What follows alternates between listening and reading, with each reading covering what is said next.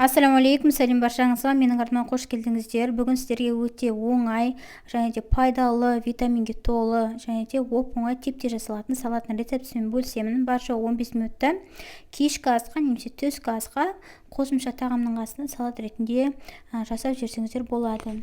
Видеоны қарамас бұрын каналыма тіркеліп, қоңырша белгісін басып қойыңыздар. Бізге ол үшін бір қызылша және де 3 дана сәбіз қажет. Сәбізімізді осындай корейский морковь өткізетін үкіштен өткізіп аламыз.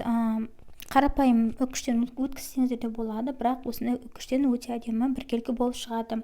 Және де қызылшаны да осы үкіштен өткізіп аламыз. Айта кетейін, менде қызылшада және де сәбізі екеуі де піспеген, шикі.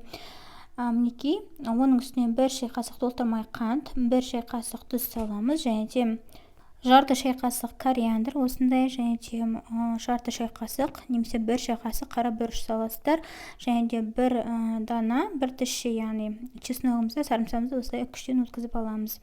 Одан кейін 1 ас қасық толтырмай өксіз, менде 9% өксіз, 6% та болады. Осындай қыздырылған ып-ыстық сұйық майымызды құямыз, кішкене ғана қайнатып аламыз, сұйық майымызды қыздырып отқа. Одан кейін осының үстіне құямыз, барлығын жақсылап араластырамыз. Мінекей, біздің салатымыз дайын болды. Бұл салатты араластырғаннан кейін тоңазытқышқа салып қойсаңыз 1-2 сағатқа, осылай жаңағы осындай согы, шырыны шығып, өте одан да дәмдірек бола түседі. Міндетті түрде дайындап көріңіздер. Сіздерге ұнайтынына сенімдімін.